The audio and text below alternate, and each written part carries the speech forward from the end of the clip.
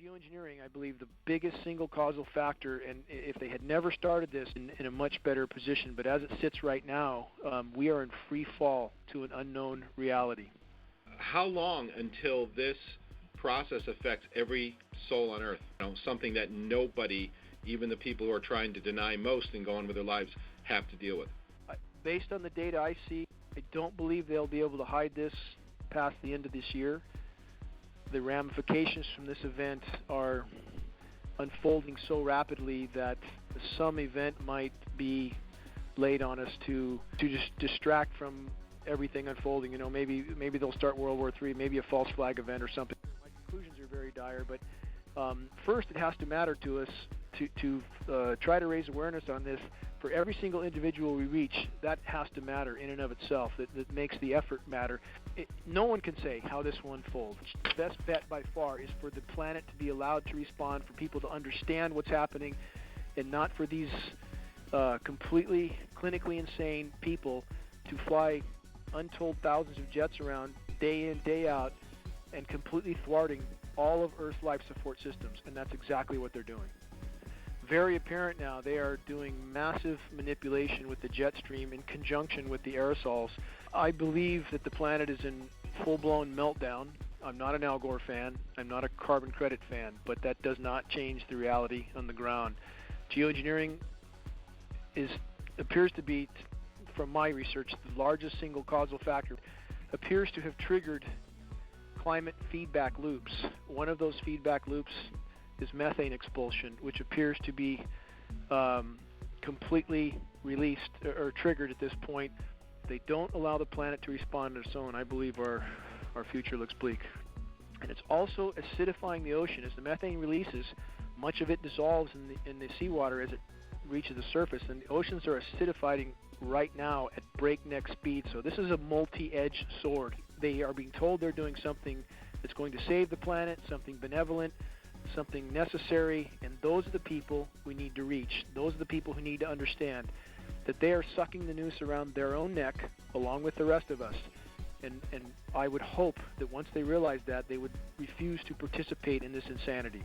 Everybody's worried about their 8-to-5 job while we're all sinking at breakneck speed into total extinction, literally. We can reach critical mass.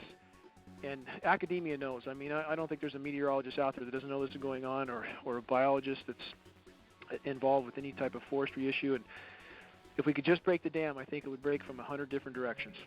Who do we contact? It seems almost impossible, You can't get the legislators or senators to do anything. You can't, what should be our next step once we're aware and, wanting to fight it?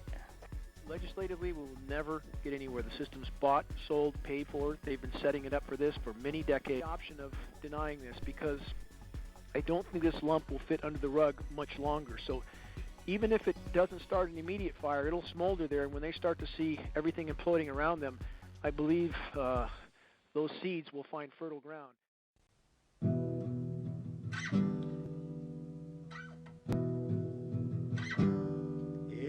It's the Ronald Show, starring Ronald, documenting the collapse of life as we know it, as perpetrated by the global military-industrial complex.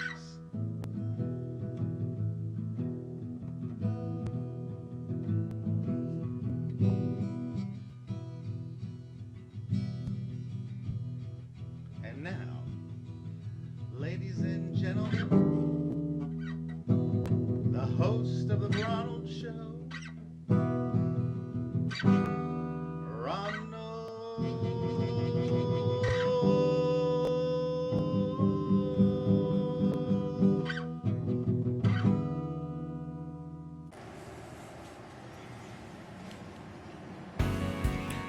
What if a government intelligence analyst from the Pentagon is forced to save mankind from extinction and the world from destruction, but first he must evolve into the Messiah and create the plan to save the world? The 21st century Messiah arrives, battles dark forces, and sparks the Armageddon that leads to the apocalypse. Rapture, the 2012 Pole Shift, and Extraterrestrial Contact. Buy the book today by Ronald Farnham at Amazon and Barnes & Noble. The Second Coming of the Messiah, Book 1, The Awakening. Hello everyone and welcome to the Ronald Show, documenting the collapse of life as we know it as perpetrated by the global military-industrial complex. Today is February 2nd, 2012. It's a beautiful Thursday here in Palm Bay, Florida. I'm on Palm Bay Road between Billy D's and Rooney's in the parking lot of the new sheet house full of sheet. Standing here with me is a professional sign waver and a female impersonator. Darbie is what he goes by. It's a cross between Dave and Barbie, D-A-R-B-I-E. How you doing, Darbie? I'm doing great. Yeah, you're a sign waver, huh? Yes. How long have you been... Waver and Oh yeah, you wave your butt. You ever flash your fake boobs? So you were telling me that people, I guess, what, they come up to you, they ask for dates and stuff like that. You're so good and so believable. And then I slip on out the back door and get away. Really? Cool. And you're a singer too, huh? You sing and play air guitar? Yeah. Can you sing a bar or so for me? Sweet dreams are made of these. Who am I to disagree? Travel the world in the seven seas. Everybody looking for something. All right, there you go. He's a rocker and a sign waver. Now, I've talked to Darbie, and we're going to get him to be a sign waver for the import store for us out on John Rhodes Boulevard. So we're going to get him going out there probably in about a month or so. When does your contract expire with Liberty Mutual? Is it Liberty Mutual? April.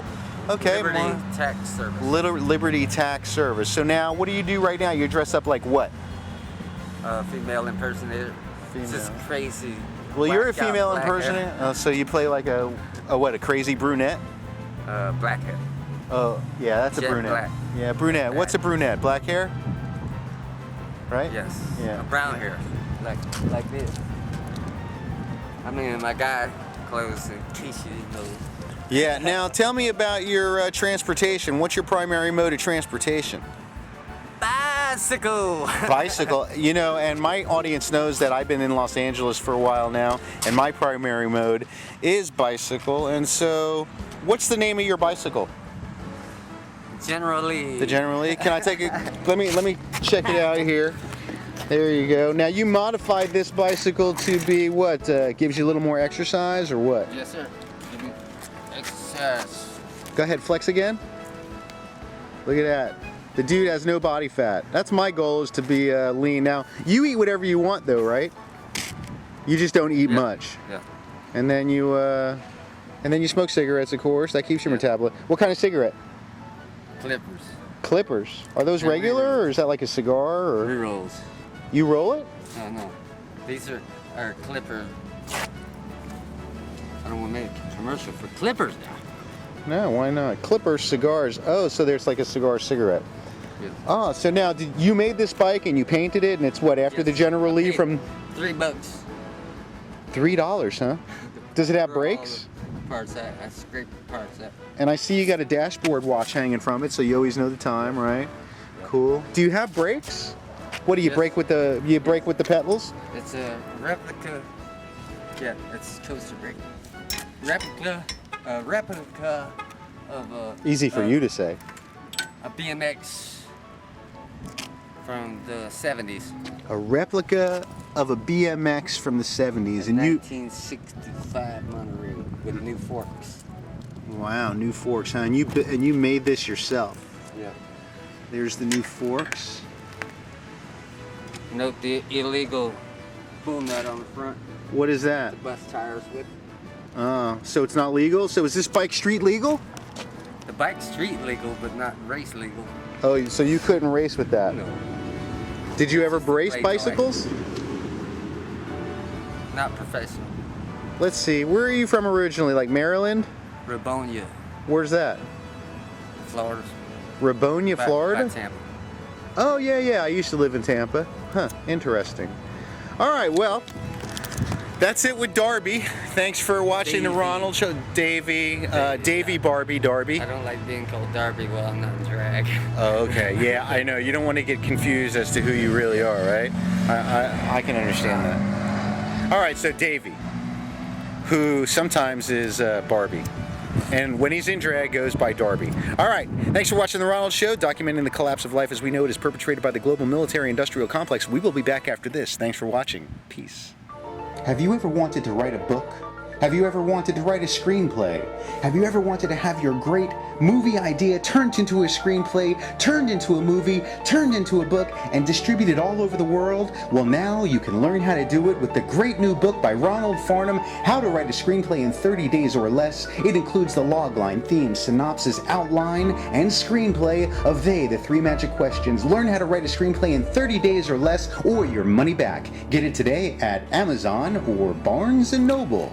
Hello, everyone, and welcome back to The Ronald Show, documenting the collapse of life as we know it is perpetrated by the global military-industrial complex. Now, today is February 2nd. It is a Thursday, and in this segment, I want to do a reading from a book called How to Think Like Leonardo da Vinci. How to Think Like Leonardo da Vinci. And the segment I'm going to read to you very much so applies to today. And it applies to today because we are in a similar situation where the world is about to go through a renaissance and many people are going to die. It's going to thin the herd. This book was written by, it's called How to Think Like Leonardo da Vinci, 7 Steps to Genius Every Day by Michael J. Gelb, G-E-L-B. And it was written in 1998. So this book, 98, 08, 9, 10, 11, 12, this book is 14 years old. What I want you to do is I'm going to read 2 paragraphs from the book. These 2 paragraphs right here that I've got, this one and this one. It's very important because it totally pertains to the situation that we are headed into right now, which has already begun. And, you know, you can just look right to the tsunami in Japan, and they're going to have another tsunami when the plate in the Northwest Pacific releases right on top of Alaska and California, and it's going to run all the way down the west coast, hit Japan, cause more atmospheric flooding and further damage, and more lives are going to be lost. Listen very carefully to this. This is important, and this is what we are going into. And it paints a bleak picture, but it also paints a hopeful picture as to our future and what is going on. A reading from the book of How to Think by Leonardo da Vinci. By me, Ronald Farnham. And this is from page 16, paragraph 2. The seminal event that led to the Renaissance, my colleague Raymond Keane and I believe, occurred in the 14th century when the Black Plague swept through Europe. Almost 1/2 of the population was destroyed in a rapid, hideous fashion. Priests, bishops, nobles, and knights died in the same proportion as peasants, serfs, harlots, and tradesmen. Devotion, piety, and loyalty to the church provided no protection, shaking the faith of people from all walks of life. Moreover, wealthy families had their ranks thinned almost overnight, concentrating wealth in the hands of the lucky survivors. While they would previously have spent this wealth on the church, the wealthy began to hedge their bets after the plague and began to invest in independent scholarship. In what was at first an almost imperceptibly subtle shift of consciousness, answers were sought outside of prayer and dogma. Surging intellectual energy, dammed for a millennium in ecclesiastical reservoirs, began to flow through the pestilence-inspired breach. 500 years after the Renaissance, which is now, at a time when it's really 500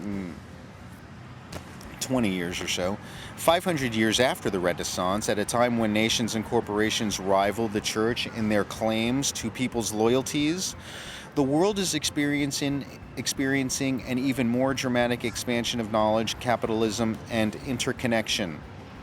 Air travel, the fulfillment of one of Da Vinci's dreams and prophecies, telephones, radio, television, motion pictures, fax machines, personal computers, and the internet combine to weave an increasingly complex web of global information exchange. Revolutionary advances in agriculture, automation, and medicine are taken for granted. We've landed men on the moon and machines on the Mars, unleashed the power of the atom, deciphered the genetic code, and unlocked many of the secrets of the human brain. These dramatic developments in communication and technology stimulate the energies of capitalism and free society and the erosion of totalitarianism. Why am I reading this to you? Because we're about to experience the Black Plague again in several different ways. All right, that's all for now. I got a customer coming up to the sheet house. Thanks for watching The Ronald Show. Talk to you later. Peace.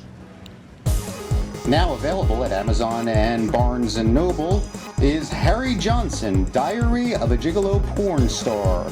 The crazy adventure of a 1951-born male in Beaufort, Georgia with a 2-foot penis that grows to 3 feet. He goes on to become an international porn star after becoming a war hero in Vietnam. Get it today at Amazon or Barnes & Noble. Yes. Dane, excuse me, I'm sorry. Before you get into that, could you just introduce yourself and tell us all who you are for the people who listen to the recording and don't know you? Yeah, a little bit of a bio here. I'm sorry. I'm with the website geoengineeringwatch.org. Michael Murphy and myself, there's a few of us that are part of that site. I have a background with Bechtel Power Corporation in renewable energy. Worked on one of the first commercial solar plants in the continental U.S. My home was on the world's largest renewable energy magazine. That's how I got onto this issue. I'd been told about it, but it was frankly very skeptical. And when I moved to Northern California expecting clean air with a very large, completely off-grid home and started to lose on some days 50, 60, 70, even 80% of my solar uptake from these intermittent grid patterns, clearly something was wrong. Something was going on in the sky. Quickly came on the subject of geoengineering, and my life has been on hold ever since, over a decade. Prior to this, my area of study and research was climate change and the atmosphere, and that, of course, tailed right into this. And so this is the majority of what I've done for the last 10 years. Not a battle I wanted in any sense, but one I just simply felt if it was not stopped, nothing else would matter. I feel that more than ever today. And if on the temperature anomalies we see, I'm sure everybody's seen these wild swings in temperature, and it's very apparent now they are doing massive manipulation with the jet stream in conjunction with the aerosols. And my conclusion on that, and we can go into Q&A here in a minute because I like that best anyway, but I believe that the planet is in full-blown meltdown. I'm not an Al Gore fan. I'm not a carbon credit fan, but that does not change the reality on the ground. Geoengineering appears to be, from my research, the largest single causal factor. We've been not very kind to the planet. I don't think anybody can argue that one. But geoengineering is by far the largest wrench in the works that appears to have triggered climate feedback loops. One of those feedback loops is methane expulsion, which appears to be completely released or triggered at this point. And that in conjunction with the shredded ozone layer is certainly a result of geoengineering. We are in uncharted territory, and the methane expulsion is not a century-long event. It's not a decade-long event. It happens over the course of a few years, and all available data indicates it's happening now. And this is a global game-changing event. And the paradox is, again, geoengineering appears to be one of the largest single causal factors, the largest causal factor, because geoengineering alters wind patterns along with HARP, which then alters ocean currents. Now we have ocean currents that used to turn south from the Atlantic before they went into the Arctic. Now they go straight into the Arctic. That's part of the reason the methane hydrates have thawed. Shredded ozone, another reason they've thawed. And so as the methane releases, many people might have heard that methane is 20 times more potent than CO2 as a greenhouse gas. but in fact that's over a 100-year time horizon. Over a 10-year time horizon, it's over 100 times more potent. So the magnitude of this cannot be overstated, and the reservoir that's releasing in the East Siberian shelf of the Arctic is massive, and it has the potential to extinguish life on Earth, that reservoir alone. So again, the paradox is the more they spray, the more they apparently feel they have to spray in order to cover up the damage they've already done. It's painting us straight into a corner, but it's all they know how to do. It's all they're geared to do. It's what their money-making bonanza is. So anyway, I feel at this point, and I'll go into Q&A here in a second, that we are really at the apex here, and the temperatures are changing radically. There's temperatures in some places in the Arctic right in the last 30, 45 days that have been 50 degrees above normal. And there's huge swings. There's other areas that have been below normal, like Alaska. But it just depends on where they're ice nucleating, which, if anybody doesn't know what that is, it appears that almost every precipitation event now is being ice nucleated. That's chemical nucleation. It's a chemical process by which snow can be created at, according to the patents we have, of up to 50 degrees. We see the same thing happening on the ground. Shouldn't be snowing at those temperatures, obviously, but as this nucleation process continues, it appears to cool the air mass below it temporarily. And in Northern California, we had temperatures as low as 20 degrees below some 2-3 weeks back, not far from where I live, and now we're up pushing 80 degrees. And same thing, Atlanta, a little over a week ago, Atlanta, Georgia was 85 degrees. It snowed 3 days later. People should really question this, obviously, and the nucleation process appears to be their last card. We don't know what's in these chemicals. We're seeing very anomalous snow that stays frozen, and ponds that are packed with this stuff that stay frozen long after freezing temperatures are gone. The chemical nucleation process appears to continue on, actually gassing some of the water out of those ponds. They're doing over Siberia right now, is completely buried in snow. The radar, we can see them ice nucleating. You can see what was a rain cell that flashes out the snow as it's got this material dumped on it. So anyway, I'll go to Q&A, but I believe right now that what they have triggered is so cataclysmic, and paleo data backs this up, paleoclimatic data, that they now are in total desperation trying to cover up what they've helped to cause. And now the stakes are as high as they could be. And even to put this in perspective, the Arctic Methane Emergency Group, AMEG is the acronym, a lot of geoscientists there, Ken Caldera is one, if anybody's familiar with his name, but their latest proposals to stop this methane are to use the ionosphere heaters, which are the HAARP facilities around the globe, and try to use opposing frequencies to nuke the atmosphere in a desperate and completely destructive attempt to degrade the methane before it completely saturates the atmosphere. So this is total desperation mode, and I think that we're all in for quite a ride from here. But my belief from all my research is that if they don't stop geoengineering, if they don't allow the planet to respond, if they don't allow the hydrological cycle to resume, quit poisoning the boreal forests, quit shredding the ozone layer, if they don't allow the planet to respond on its own, I believe our future looks bleak indeed. Dane. What if a government intelligence analyst from the Pentagon is forced to save mankind from extinction and the world from destruction, but first he must evolve into the Messiah and create the plan to save the world? The 21st century Messiah arrives, battles dark forces, and sparks the Armageddon that leads to the apocalypse, rapture, the 2012 pole shift, and extraterrestrial contact. Buy the book today by Ronald Farnham at Amazon and Barnes & Noble. The Second Coming of the Messiah, Book 1, The Awakening. It was just a couple months ago I first heard about the methane issue. I'd never heard that before. And could you explain how that works to people who've never heard about that? I think a lot of people have not even heard about that before. Methane, I mean, how is the spraying actually facilitating the methane release in a positive feedback cycle? Again, I can't in good conscience hang it completely around the neck of geoengineering. I mean, we certainly have done great harm to our planet. But that being said, it does appear that geoengineering is the single greatest causal factor. Again, there are certain issues that are crystal clear. scientifically. The geoengineering particulates shred ozone, period. There is absolutely no debate scientifically about that fact.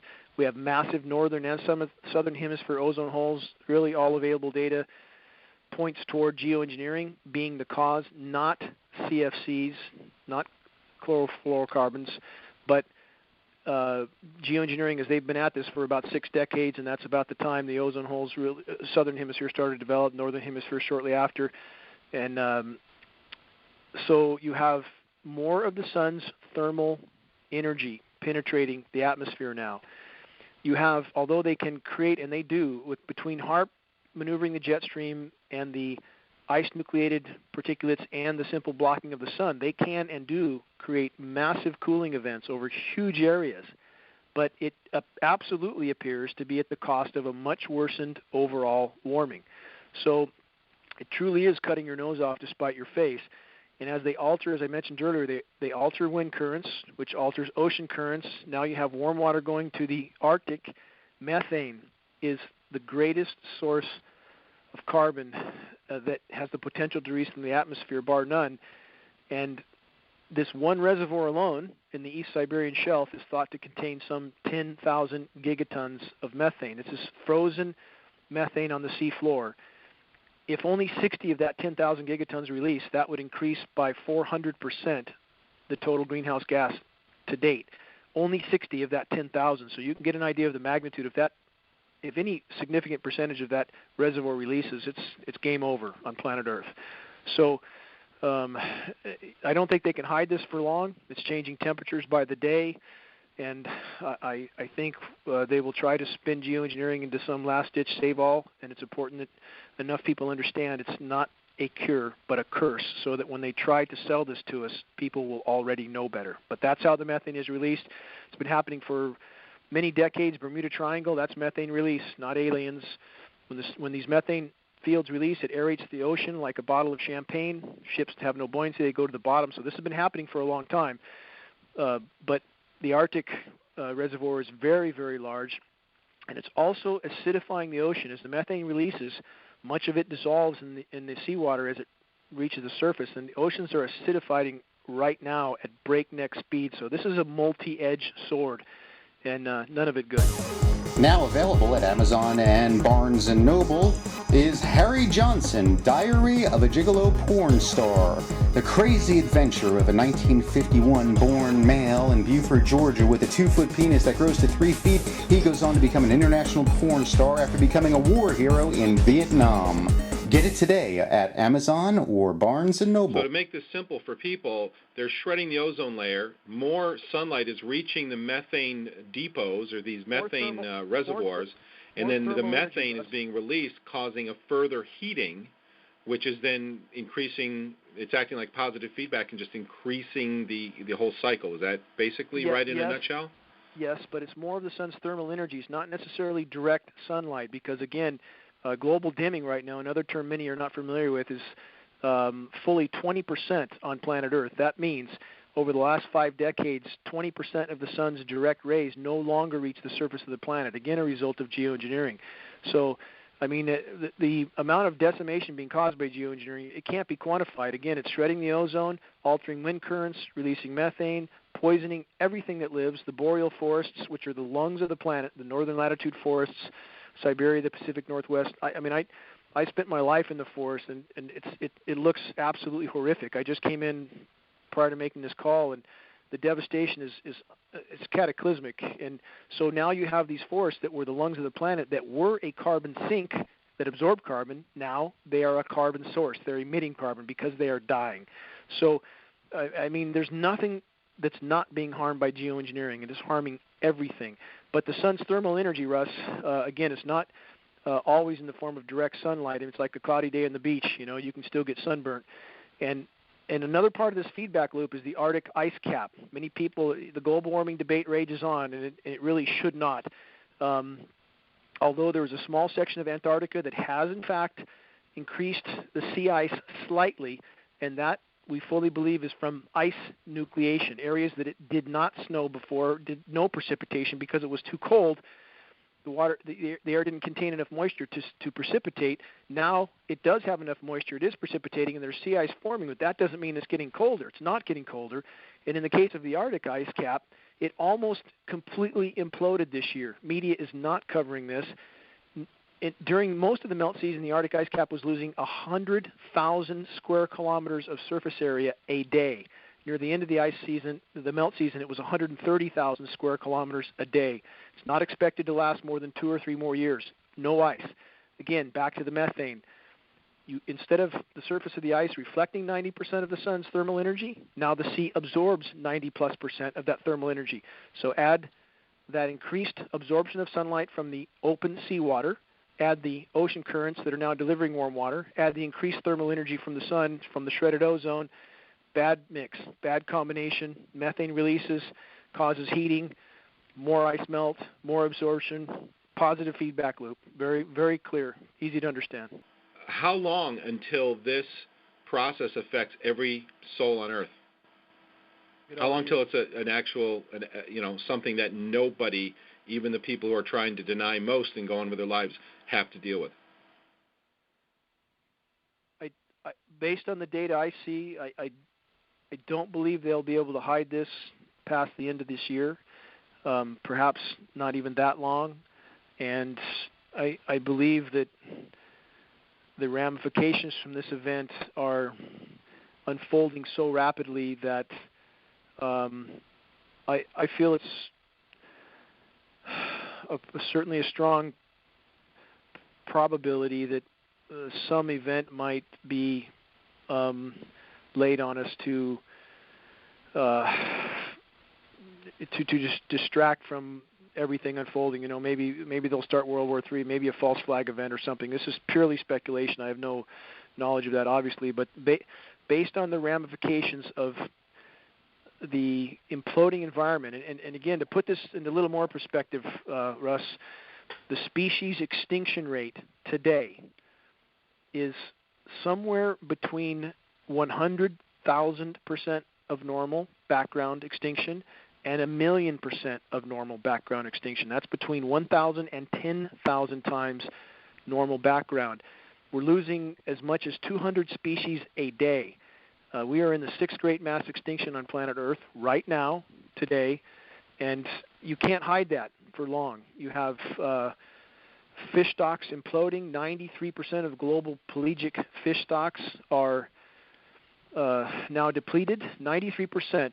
Now the bottom of the food chain, mackerel, herring, those are just starting to implode now completely. The previous methane mass expulsion, okay, we have paleo data to go on here. From 55 million years ago, the PETM event, Paleocene-Eocene thermal maximum, was a methane mass expulsion event.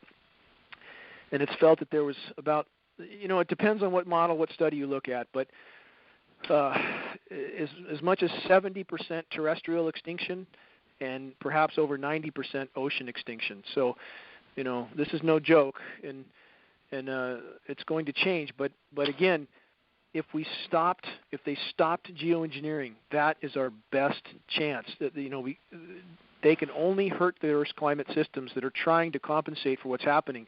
But when they seed the atmosphere, they stop cyclonic rotation, they stop ozone regeneration, they thwart the hydrological cycle, they poison what rain that does fall. It's doing nothing but harm. Geoengineering needs to stop. You said a word about the docks. Pelagic, is that what you said? Pelagic fish populations. Those are the greatest food stock fish. The tuna, the mackerel. Those are pelagic fish. Okay, so we're losing that on a massive scale right now. They're 93% depleted globally already. 93%. I mean, the only reason they catch anything is because their fishing methods are so incredibly sophisticated. But you have the ocean acidifying at the same time, in addition to Fukushima radiation and 1,000 other things. But ocean acidification is happening perhaps 1,000 times faster than the PETM event I just mentioned 55 million years ago. So we are on a jet engine ride to a whole new reality. And again, I know my message is very dire, my conclusions are very dire, but first it has to matter to us to try to raise awareness on this. For every single individual we reach, that has to matter in and of itself. That makes the effort matter. And two,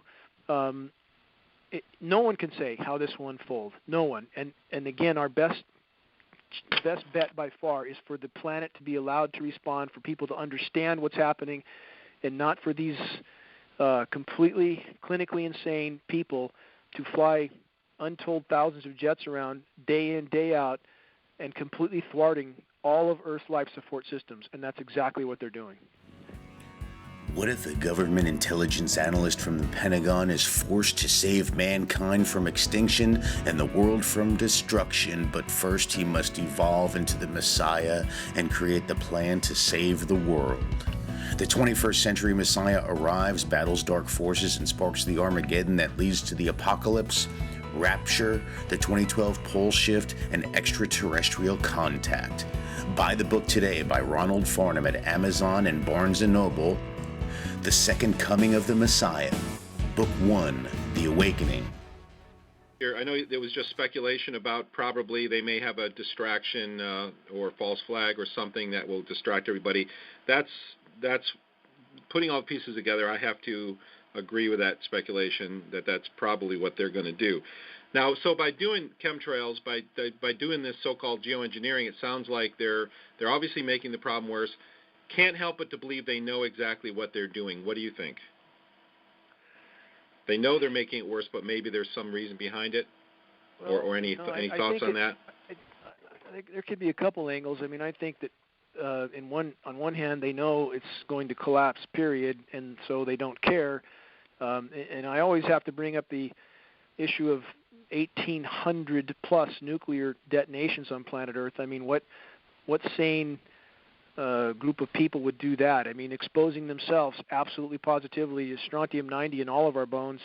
You know, everything was contaminated from those 1,800 detonations blowing up beautiful South Sea islands. Why would anybody do that? I mean, you know, there's no sanity in this equation, certainly. But I believe, in having spoken to Ken Caldeira and having spoken to David Keith at the Geoengineering Conference in San Diego, that from my perspective, I don't think there's a lot of rational thinking in this equation. Not at all. They live in bubbles where they you know, the consequences of their actions don't appear to be relevant to them. And so we're dealing with, in my opinion, a complete lack of deductive reasoning here, with no comprehension as to the consequences of their actions. So it's hard to say, Russ, but I believe also that the vast majority of people involved in these programs, the vast majority, have no idea what they're doing. They are being told they're doing something that's going to save the planet, something benevolent, something necessary, and those are the people we need to reach. Those are the people who need to understand that they are sucking the noose around their own neck along with the rest of us. And I would hope that once they realize that, they would refuse to participate in this insanity. We keep seeing this pattern of everything is dying. I had 4 different vegetables die off during 2 weeks of intense spraying this summer. I have a garden. I've learned gardening the last 3 weeks, which I love. And all of a sudden, 4 different vegetable types they all died. And it came right with 2 weeks of spraying. You just mentioned you came in with you're working with a dozer. You're seeing the decimation of forest. What are you seeing with the plant life there, and how's that going to play into this?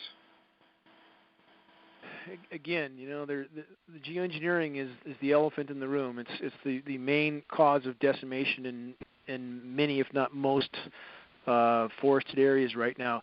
Back to the species extinction, as much as 200 species a day going extinct. This is the important factor of this. It is thought that 70 to 80% of those extinctions, plant and animal, are fungally related. So when you poison the soils, when you saturate them with bioavailable, toxic, deadly heavy metals, you kill the soil microbes. You kill the life of the soil. And what moves in when there's a clean slate? Fungus. And fungus is decimating everything from the oak trees to the some of the conifers and and every other thing from top to bottom, including people. Fungal sinusitis epidemic now. Fungus is a very slow, insidious problem, and It's absolutely connected. The decimation of the forest, certainly we're seeing die-off, we're seeing trees that are weak. When trees and many other organisms when their roots sense bioavailable aluminum, there's studies on this in particular, so I'll use aluminum as an example, but they shut down to protect their DNA from damage. So they don't uptake nutrients, so they die a very slow, protracted death. And in the case of the forests in the Pacific Northwest, everybody says, oh, it's just the beetles. The beetles are only a symptom of a weak tree, a tree that has been poisoned. So, all roads lead back to geoengineering. Again, if they had not been doing this for 60 years, I believe we would be in exponentially better shape. Now, it doesn't mean that we haven't damaged the planet. Again, any notion that that has not occurred is just not looking at reality. But geoengineering, I believe, the biggest single causal factor, and if they had never started this, I believe we would be in a much better position. But as it sits right now, we are in free fall to an unknown reality. Now available at Amazon and Barnes & Noble is Harry Johnson, Diary of a Gigolo Porn Star. The crazy adventure of a 1951-born male in Beaufort, Georgia with a 2-foot penis that grows to 3 feet. He goes on to become an international porn star after becoming a war hero in Vietnam. Get it today at Amazon or Barnes & Noble. Okay, and you mentioned the biologically available aluminum. Now, soils naturally have a lot of bauxite, which they get aluminum from through manufacturing process. But that's completely different because that doesn't affect the plants the same way newly introduced free biologically available aluminum does. Is that correct? That's completely correct. Because this comes up so many times from these geoengineering disinformation sites and people, and that aluminum is 8% of the Earth's crust, and it is. But aluminum does not exist in the environment in free form, period. Always bonded to other elements, not bioavailable. It certainly doesn't blow around in the wind as they have tried to claim. When I first dove into my research here, I talked to a hydrogeologist, one of the first people I talked to, and he was aghast at the aluminum reading I had in my rain and said, you shouldn't have anything, even 1 part per billion in your rain unless you live next to an Alcoa factory. Those his words exactly. My first test in the rain was 7 parts per billion of aluminum, already very high considering where I live. Subsequent tests over the next 6 years rose as much as almost 50,000% from that already high reading to 3,450 parts per billion in a single rain event. This is highly toxic rain. Snow, where this aluminum accumulated off the side of Mount Shasta, has been measured as high as 61,000 parts per billion. And nobody's talking, and people know, Russ. I've talked to NOAA scientists 6 months ago off the record. They absolutely know. I just had another meeting with the environmental waste in Northern California. They have, tests from the Sacramento River that are spiking in aluminum, but they're afraid to say anything. And it's like, everybody's worried about their 8-to-5 job while we're all sinking at breakneck speed into total extinction, literally. So I hope if we can reach critical mass, and academia knows. I don't think there's a meteorologist out there that doesn't know this is going on, or a biologist that's involved with any type of forestry issue. And if we could just break the dam, I think it would break from 100 different directions. Sorry about that. Go ahead. Who do we contact? It seems almost impossible, You can't get the legislators or senators to do anything. You can't, what should be our next step once we're aware and, wanting to fight it? Extremely important question. And I would say this, legislatively we will never get anywhere. The system's bought, sold, paid for. They've been setting it up for this for many decades. I think they truly believe they could carry this on indefinitely. That could not be further from the truth. So the entire system is rigged not to show these particulates. So we need to reach the people and not waste our time with agencies. And everybody can do that from their own home computer. Find groups that would care if they only had a clue. Farm groups, environmental groups, ADD, Alzheimer's, autism. Some of the big fishing organizations are wondering why their streams are all dying. The list is almost endless of people that would care if they had a clue. Get credible data. send them a credible email with a couple good articles. I call these flaming arrows.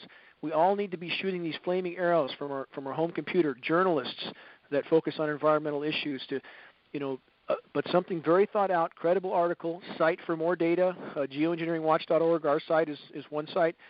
Even get an address and put an article or two in there. That doesn't cost much to do, and we all, since there's so few of us, the best thing we can do is to try to start these spot fires with people who are absolutely personally being horrifically affected and would care if they really got it, if they really accepted this was going on. And to add to that, I would say they will no longer have the option of denying this, because I don't think this lump will fit under the rug much longer. So even if it doesn't start an immediate fire, it'll smolder there, and when they start to see everything imploding around them, I believe those seeds will find fertile ground. So we can all, if there's an organized campaign to locate groups, organizations, and individuals that would care, journalists, if they knew, and send out data. Just keep sending it out, and mail films, make copies of Murphy film at 25 cents a copy for a DVD or 50. Just continue to shoot out those flaming arrows. With the few of us there are, that's the most effective thing we can do.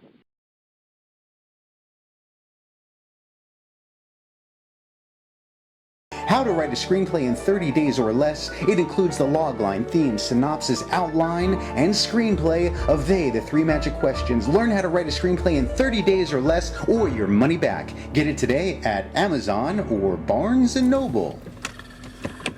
Good morning, everyone, and welcome to the Ronald Show, documenting the collapse of life as we know it, as perpetrated by the global military-industrial complex. I am Ronald, and today is February 7th, 2012. It's a Tuesday, and life has taken an interesting turn. As you know, I had been living in Los Angeles, California for quite some time, and but now recently, due to a turn of events, I can't even explain how this has all come about, but I will try. Oh, there's the camera. Just making some turns here. I'm still going to go back to California February 20th, and my book, The Second Coming, I'm going to have a major campaign, advertising campaign done for that.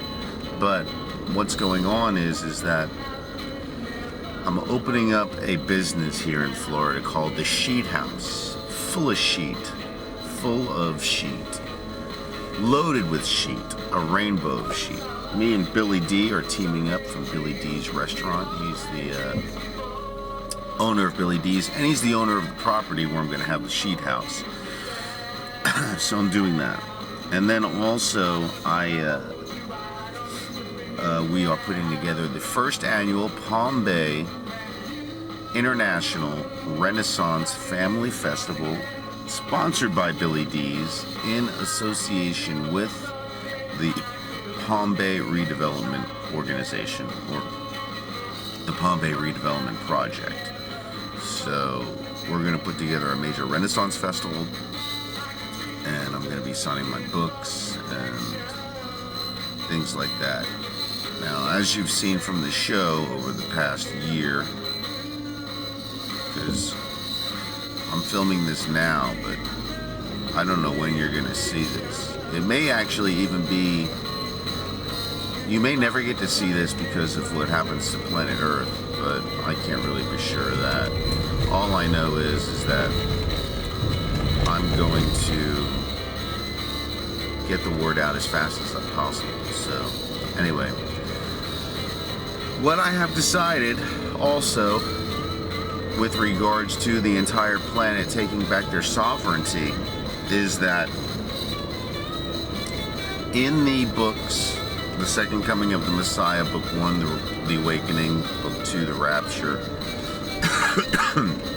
and Book 3, 1,000 Years of Peace, is that in Book 2, The Rapture, there's a major coming together of mankind, and they do these few things, save the world. And so the three things they do, I finally figured out. And one of those things is that everybody on the planet takes back title to their land and their car. That's how we retake America. And that's going to be the most important thing. Filing the paperwork to take back your land and your car. That way, no police officer or military person can actually take it away by physical or eminent domain or police power. You will have title to your land and cars, so that's one of the things. And the other two things, and the three steps, all happen, but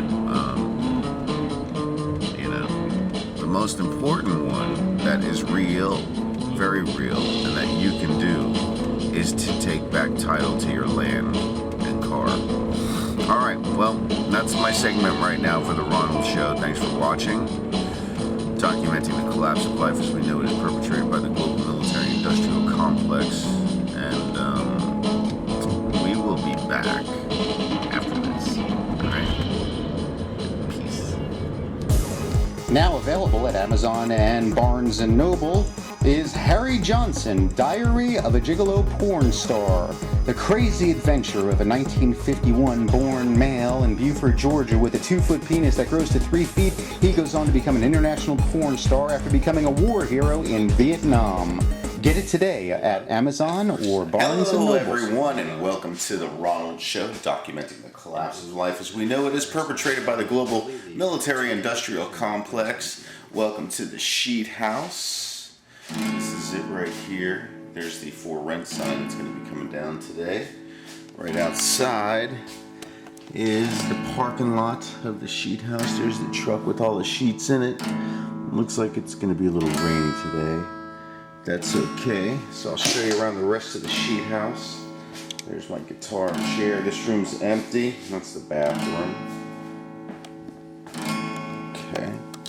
And here is what is going to be the showroom. But right now, this is all it is. A hamper with a sheet on it. Some sheets on a table. Monkey sheet. Some lip shits. Lip balm. It'll lip your shits or shits your lip or whatever. I don't know. She hasn't thought of the commercial yet, but her name is Davida. And I got a Davida, baby. Every time she introduces herself, she goes, and I got a Davida. And then in my mind, I go, and I got a Davida, baby. So that's her. She makes lip shits. Hey, is that upside down? There you go. Lip shits. It's the bomb. Lip shit. And see, it's spelled S-C-H-I-T. So, I'm going to start saying I got to get me a little bit of, stop talking lip shit. Just think you're the bomb. And there's some slap on it too. Just kind of comes down.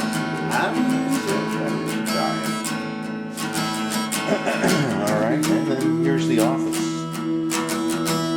So today is day one of the Sheet House. We are full of sheet. We are loaded down with sheet. There's my desk with my New York Yankees. There's my juicer. This is second coming with the signed book that I'm right in the process of finishing the edit on. And here's my new hard drive from Best Buy. My other hard drive whacked in the mail. Within 3.5 weeks to get it. Alright, well, thanks for watching the Ronald Show, day one of the Sheet House, documenting the collapse of life that is perpetrated by the global military-industrial complex. This is my new business, selling books, opening the very first Sheet House in February 2nd, 2012. Got it all set up last night. Okay. I know it's humble beginnings, but this is going to be a national chain. And remember, I'm going to be using the money to buy up all of the houses that are available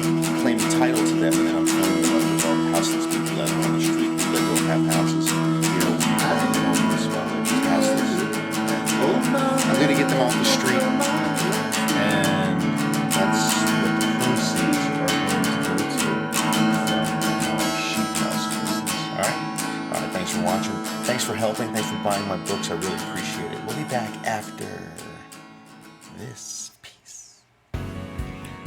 What if a government intelligence analyst from the Pentagon is forced to save mankind from extinction and the world from destruction, but first he must evolve into the Messiah and create the plan to save the world? The 21st century Messiah arrives, battles dark forces, and sparks the Armageddon that leads to the apocalypse, rapture, the 2012 pole shift, and extraterrestrial contact. Buy the book today by Ronald Farnham at Amazon and Barnes & Noble. The Second Coming of the Messiah, Book 1, The Awakening.